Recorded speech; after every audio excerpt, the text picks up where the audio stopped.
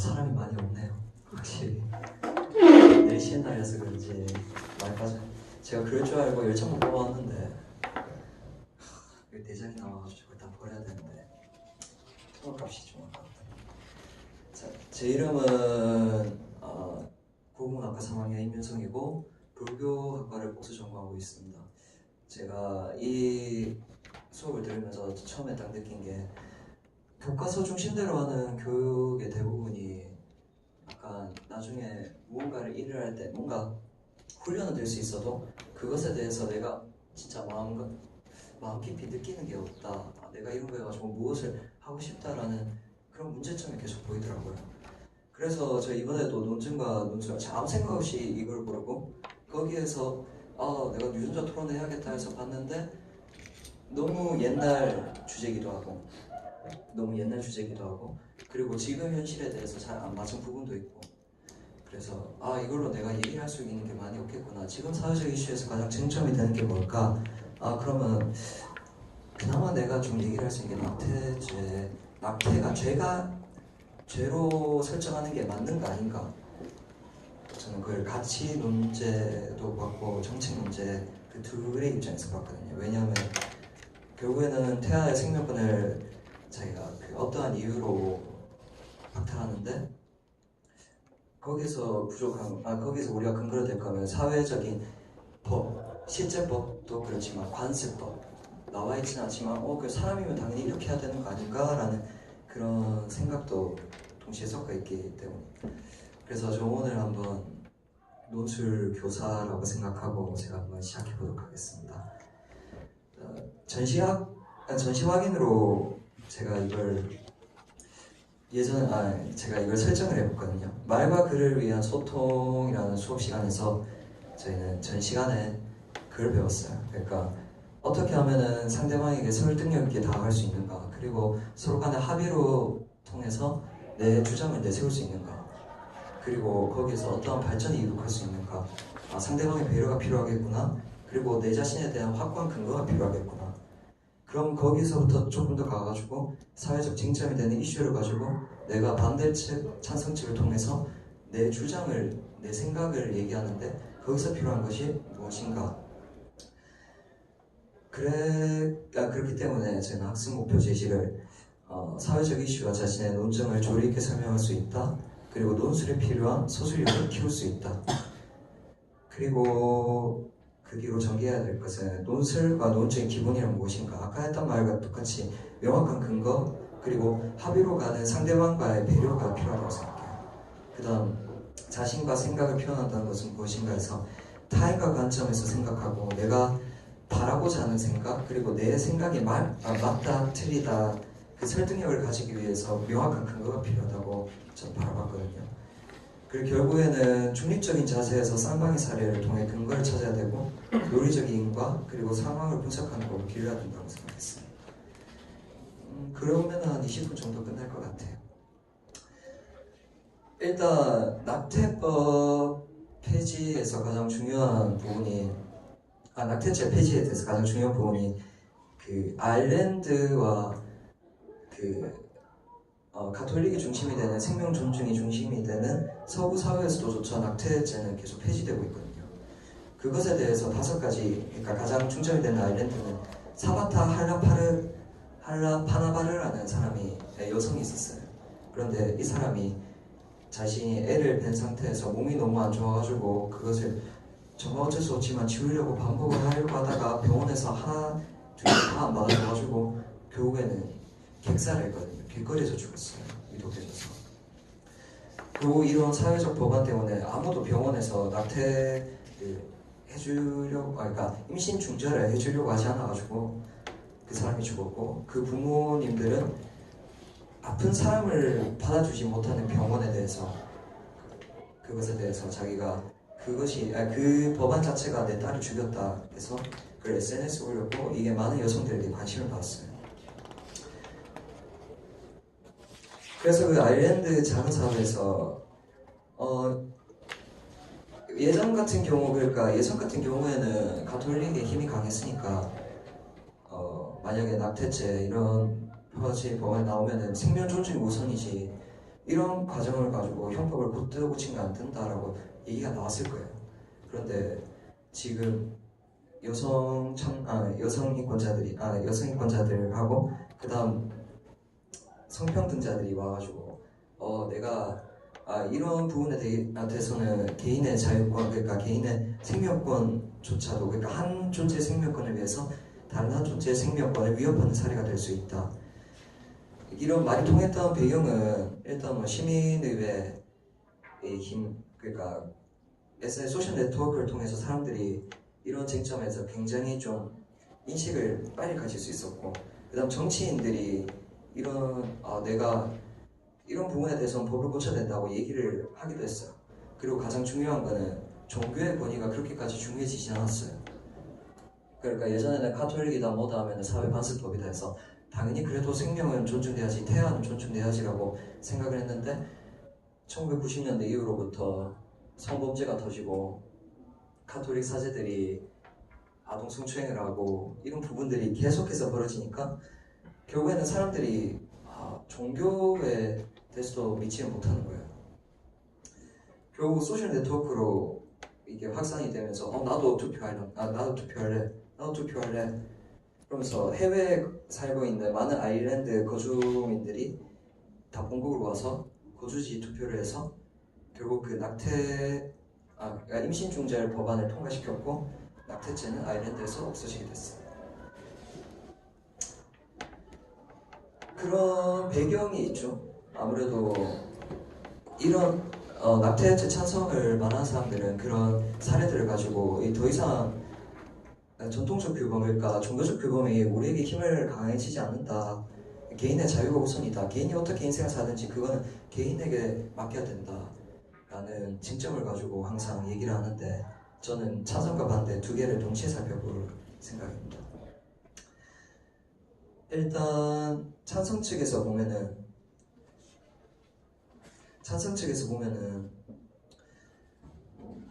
이 내용이 좀 나오죠. 형법 269조는 여성이 낙태하면 1년 이하 징역 또는 200만 원 이하 벌금에 처하도록 규정하고 있다. 그러나 이 같은 낙태 규정에 대해서는 여성가족부는 지난 23일 헌법재판소에 제출한 의견서를 통해 사실상 사문화된 조항으로 낙태 건수를 줄이고 태아의 생명을 보호하는 입법 목적을 달성하기 위한 방법으로 기능하지 못하고 있다 라고 말을 했어요. 그것 때문에 이런 문제 때문에 실제 법률상으로는 태아의 기본권의 근거가 없기도 해요. 왜냐하면 이 태아의 기본권에 관련된 법은 관습법이기 때문에 헌법에 나와 있지는 않거든요. 그래서 그 법률적인 지식대로 이 사람들 찬성을 얘기하는데 중간에 보면은 국가는 태아 생명을 보호할 수 의무가 있으나 아직 출생하지 않은 태아는 기본권 주체로서 인정할 수 없다. 이게 첫 번째 문제고요. 낙태죄에 대한 처벌 유지를 주장하면서 기본권으로 태아의 생명권을 주장하는 것은 근거가 없다.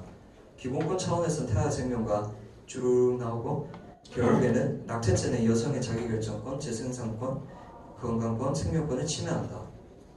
이렇게 논제가 세 가지가 나와요. 이거는 특이하게 원래 보통 같은 경우에는 서론, 본론, 결론인데 이거는 서론을 먼저 배경 지식을 설명해주고 그리고 중간에 결론을 먼저 맺은 다음에 그리고 뒤에 상황을 설명해요. 그럼 저희가 봐야 될 거는 이 중간에 있는 국가는 태아 생명부터 생명권을 침해한다 부분까지.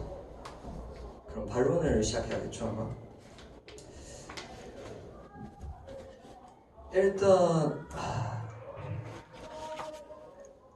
일단 보다시피 국가는 태아 생명을 보호할 의무가 있으나 아직 출생하지 않은 태아는 기본권 주체로서 인정할 수 없다. 이런 반론을 할 수 있죠. 사회적 약자를 생명권을 보장하는 것은 현대사회에서 당연한 일이고 그렇다면 말과 표현을 못하지만 엄연한 사람의 본주로 볼 수 있는 태아의 기본권을 개인의 편익과 권리에 따라서 생산 결정권을 빼앗는 것은 당연한 것인가? 이건 가치 문제예요. 가치 문제. 그리고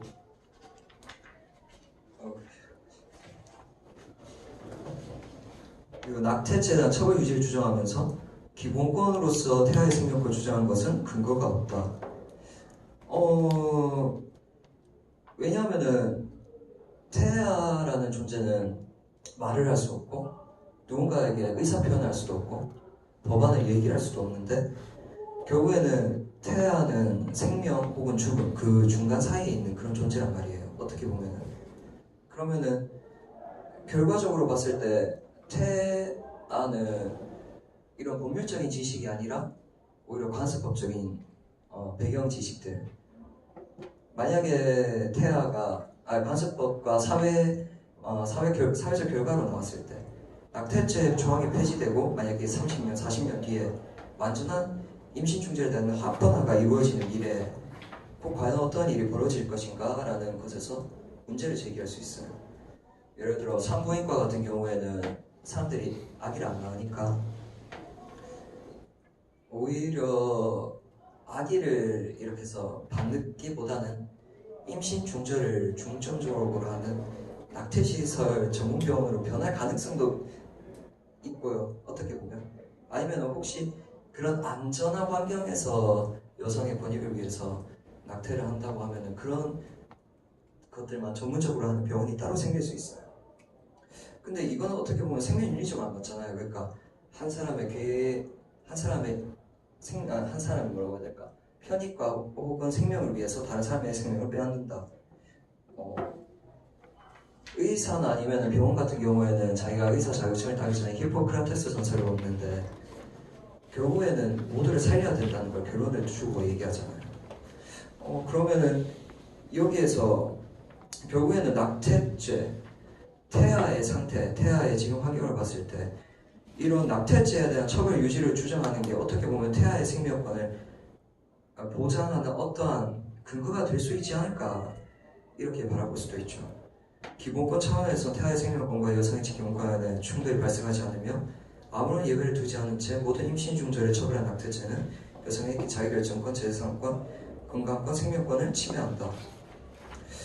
저는 여기에서 재생산권을 봤어요.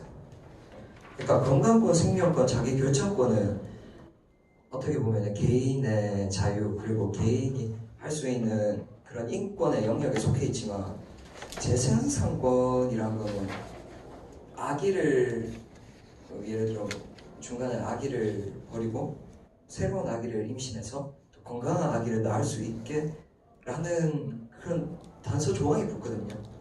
그럼 어떻게 보면은 여성이라는 주체 자체를 자신은 여성의 권익을 위해서 이야기를 한다고 하지만 결국에는 여성을 아기 낳는 기계로에서부터 바라보는 그런 관점이 아닌가.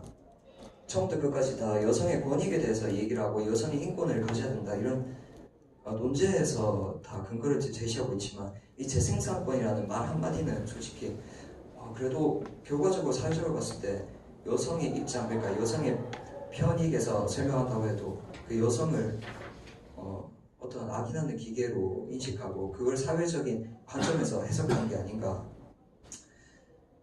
저는 이런 관점에서 솔직히 조금 뭐라고 해야 될까 반론을 주고 싶었고요.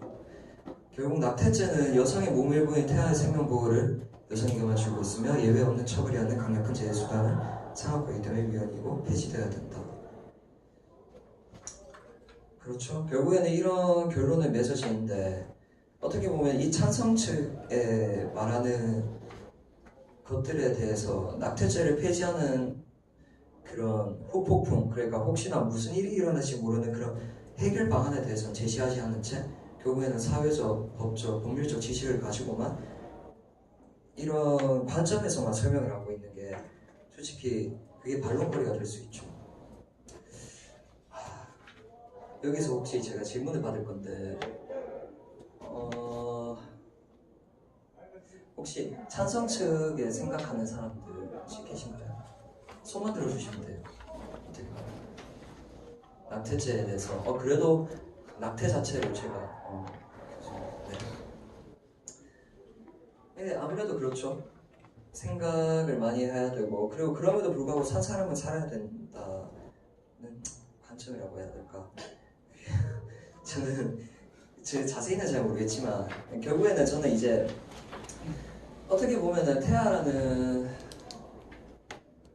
태아를 어디까지 그러니까 언제부터 어디까지 생명을 인간이라고 얘기를 할 수 있는가 거기에서 문제점을 좀 드러낼 수 있겠죠.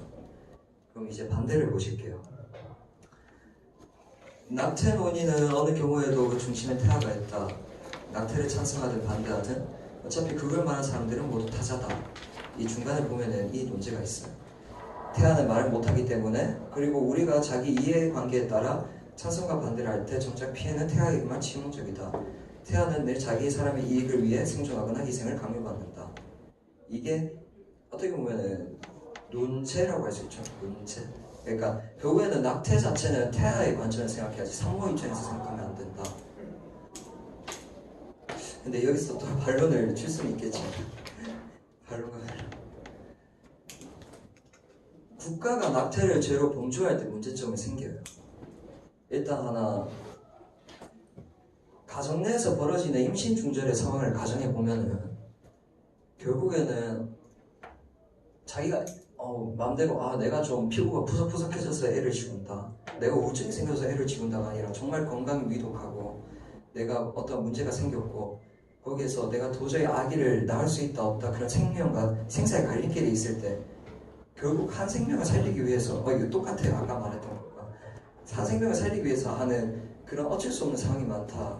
근데 이거는 모자보건법으로 이미 지정이 되어 있고, 그리고 그 상황에서 결국에는 이 낙태 자체를 죄, 그러니까 그런 어쩔 수 없이 행하는 낙태 자체를 죄라고 했을 때 그런 개인에게 국가가 너는 죄인이라고 말할 수 있는가?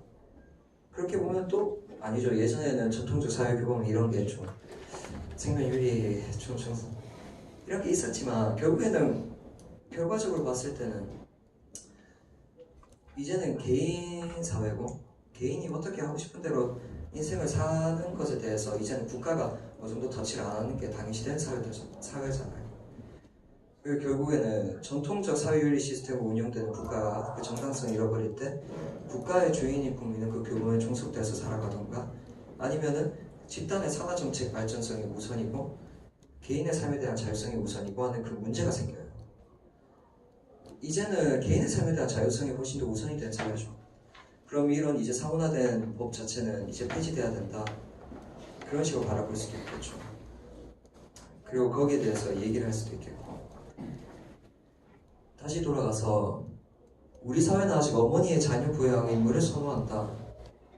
아직은 그렇죠. 하지만 10년 뒤, 20년 뒤에 생각을 했을 때는 남자가 어떻게 보면 가정주부가 될 수도 있고, 이제는 어떤 방식으로든 남자와 여자의 역할을 뒤바뀔 수 있는 사회가 다가올 수 있어요. 그럼 이때 상황에서 낙태죄가 아직도 계속 유지가 된다고 치면은 이게 어떤 문제를 일으킬 수도 있는 거고, 결국 10년 뒤, 20년 뒤를 봤을 때 낙태 자체를 죄로 지정하는 것 자체가 굉장히 좀 문제가 된다라고 바라볼 수 있는 거예요. 그리고 사회적 현실을 개선하는 건 형법상 낙태죄 규정을 폐지하는 것으로 해결될 문제가 아니다. 형법은 언제나 본질상 최후수단이다. 다른 수단으로 해결되지 않는 것만 형법에 전부한다. 그런데 여기 있는 글 쓴 논제하는 사람은 이걸 하나 빠졌더라고요. 형법을 통해서 처벌을 하려고 하면은 결국 의도성을 띄어야 돼요. 의도성을. 그러니까 내가 이 사람을 때렸고 아니면 이 사람을 죽였거나 했을 때 이 사람 내가 실수였는가? 아니면 내가 어떤 목적을 가지고 행했는가? 아니면 내가 이런 상황에 대해서 법안에 대해서, 그러니까 내가 이런 법안에 대해서 어떠한 방식으로 접근할 수 있는가? 결국에는 내가 이 사람을 죽이고 싶어서 죽였는가? 아니면 내가 어쩔 수 없이 이런 상황까지 벌어지게 됐는가를 말하는 거예요. 그런데 낙태 자체의 문제는 어떻게 보면은 죽이고 싶어서 죽인 게 아니잖아요. 죽이고 싶어서 죽인 게 아니고 애를 버리고 싶어서 버린 게 아니고, 그리고 결국에는 내가 삶을 살면서 내가 이게 만약에 어떠한 죄의식을 가지고 내가 이렇게밖에 살 수 없다는 그런 우울증이나 아니면 그런 걸 안고 살아가는 한 존재가 결국에는 어쩔 수 없이 아기를 지우는 그런 상황이 벌어지는데, 결국에는 낙태라는 것을 죄를 묻기에는 그 의도성이 조금 부족하다라는 것을 반론을 들 수 있어요. 그리고 또 공동체의 도덕과 윤리 기준이지 타협 대상이 아니다. 그렇기 때문에 범죄는 개인 간의 권리 침해 문제가 아니라 공동체 규범 위반에 대한 사회적 비난이다. 글쎄요, 도덕과 윤리도 시대가 변하면서 계속 변하고 결국에는 생명이라는 가장 큰 전제 조체고, 결국에는 어디에부터 어디까지, 그러니까 사회적인 관점에서 봤을 때 어디부터 어디까지 인간이고 사람인가, 그런 거를 얘기할 수 있을 때 결과적으로 이거를 제대로 얘기하지 못하면은 나중에 큰 문제를 발생할 수 있는 사회적 문제를 제가 아까 근거에서 얘기했던 것처럼 낙태를 자체를 죄로 만들고, 그러면은 결국에는 어떤 여성이 길거리에서 죽어갈 수도 있는 거예요. 아기를 떼지 못해서. 어떻게 이걸 뭐라고 얘기해야 될까? 결국에는 중립적인 자세에서 봤을 때 낙태죄 폐지를 찬성을 하던가 반대를 하던가, 낙태라는 것이 벌어지는 가장 근본적인 원인은 결국에는 이제 사회는 변화하고 있고, 이제 개인의 의사결정이 굉장히 중요시된 사회에서 국가가 가정에 있는 작은 하나하나 부분까지 이제 컨트롤할 수 없는 그런 상황이 벌어지게 됐고, 결국에는 사람이 이제 어떻게 보면 윤리의식도 바뀌고, 그리고 이제 개인 아주 특수한 상황에 있는 모든 문제점에 대해서 하나하나 귀 기울이는 그런 상황이 벌어지게 됐고, 그 안에는 결국엔 또 여자들의 임신에 의한 불이익도 있고, 더 이상 여성의 인권에 이제는 여성의 인권에 대해서 조금 더 부각시켜야 된다는 목소리가 나오는 그런 배경이 거기에 논제의 근거가 될 수 있죠.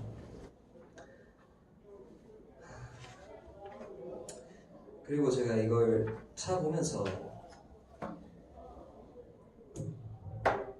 어떻게 보면은 설득력이 없는 사례라고 할 수 있죠. 이게 맨 뒤에 보면은 종교는 사회를 통제할 수 없어. 낙태죄 폐지는 안전하게 나을 권리라고 종교인들이 낙태죄를 찬성을 얘기하고 있거든요. 저는 그걸 보면서 아까 교수님 말씀하셨던 것들, 정책 논제, 가치 논제를 다룰 때 그거에 관련된 전문가들이 다루면서 얘기를 하면 뭔가 설득력은 있지만, 거기에 대해 굉장히 다른 비전문가들이 이야기를 했을 때 거기서 설득력이 떨어지는 거를 제가 한번 바라보고 싶었어요. 일단 여기서 보면은 성공의 신부라는 사람이 종교는 사회를 통제하는 기구가 아니고 신이 아닌데 신의 대리자처럼 말하고 행동하고 있습니다 라고 자기가 처음에 말을 던졌거든요. 그런데 종교인들의 역할은 신을 빗대서 사회윤리를 말하는 사람들이 아닌가, 일단 여기서 의문점이 들었고요. 결국에는 안전한 환경에서 수술을 받기 어렵기 때문, 그리고 생명을 뺏는다는 식의 관점이 아닌 재생산, 여기서 똑같이 재생산이 나왔죠. 사회성을 부각하고 가치 윤리보다는 어떻게 보면은 정책적, 사회적인 역할에서 여성을 바라보고 있으니까 신부라는 사람이 이런 식으로 얘기하는 것 자체가 설득력이 떨어진다. 왜냐? 이 사람은 사회적 윤리를 이야기하고 그걸로 통해서 대중들에게 자신의 존재 가치를 설명하는 사회의 존재 가치를 설명하는 사람들인데, 오히려 가치에서 떨어진, 어떻게 보면은 사람을 도구로서 얘기하는 것 자체가 굉장히 좀 이거는 좀 나은 게 아닌가. 결국 여기서 계속 뒤에서 나오죠. 그 사람의 논제를 통해서 대한성공회 종교단체나 정의평화사재단 종교단체, 그리고 인공임신 주제에 대한 토론이나 포럼대에서 계속 종교인들이 정책에 대해서 설명을 하면서 그러니까 윤리적 가치에 대해서 설명하는 게 아니라 말 그대로 사회성, 정책적, 정치적인 그런 관점에서 법제도를 이야기하고 그걸 뜯어고쳐야 된다고 설명하는 것 자체가 어떻게 보면 이게 좀 신권 분리의 원칙에서 좀 벗어난 게 아닌가. 결국 한 사람의 윤리와 도덕이 다른 사람을 법적으로 처벌하는 것은 옳지 않다는 인식 덕분. 글쎄요, 이 중간에서 한 사람의 윤리와 도덕, 이 그레이스 윌리엄스 햄네스티 캠페인 조사 담당관 이 사람조차도 한 사람의 윤리와 도덕이 아니기보다는 사회 전체의 윤리와 도덕에서 비롯된 건데, 이거를 한 사람이라고 규정짓고 그 한 사람을 남성이라고 내세우는 것 자체가 이런 건 조금 부족하지 않은가. 결국에는 태아의 생명권이 법적으로 존재한다면 인공임시의 중절에 예외적 허용사를 명시한 모자공업 자체가 위헌. 현행법 체계의 어느 것에서 태아를 인간으로 삼지 않는다고 강조. 논의의 핵심은 모자공급법 어쩌고저쩌고. 결국에는 계속해서 재생산권, 낙태죄 자체를 비범죄화하면서 여성의 재생산권에 대해서 설명을 하고 있어요. 과연 이게 이 논제가 맞나? 왜냐하면 처음부터 끝까지 이 사람들은 인권과 정책에 대해서 얘기를 하면서 결국 사회성을 띄우면서 여성 자체를 어떤 사회적인 진짜 쉽게 말해서 진짜 굉장히 좀 독하게 말해서 애기 낳는 도구로밖에 보지 못하거든요. 결국 결과적으로 봤을 때 이 논제 그리고 이 논증 자체는 굉장히 좀 처음부터 틀리지 않았나. 사실 자체가 틀리지 않았고 사실 자체가 틀렸고 그리고 거기에 대해서 설득력을 가지는 사람들의 관계조차도 조금 문제가 있었고 저는 결과적으로 봤을 때 어떠한 말을 가지고 설득력을 가지고 상황을 가지고 자신의 의견을 설명하고 그걸 표현을 하는데 그 사람의 행동이 아니면 그 사람이 해놓은 결과도 마찬가지지만 가치 논제, 정책 논제 그리고 그 사이에 있는 어떠한 쟁점을 확실하게 구분짓는 것도 중요하다고 생각해요. 왜냐하면 두 가지가 동시에 섞여 있는 그런 경우 같은 경우에는 가치 문제로 시작해서 정책 문제로 끝나는 경우에는 자신의 논제 자체에 문제가 생기게 만들 수도 있고 그리고 결과적으로 자기의 그 논술 자기가 해놓은 결과물 자체가 굉장히 좀 어그러질 수도 있거든요.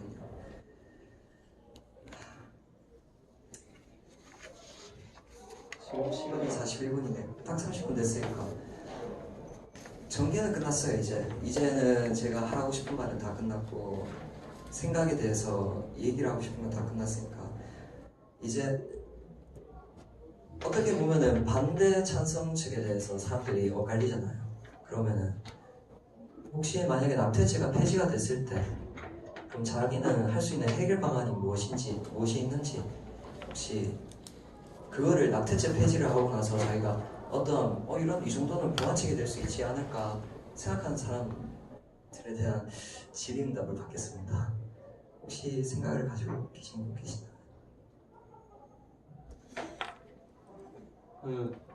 네.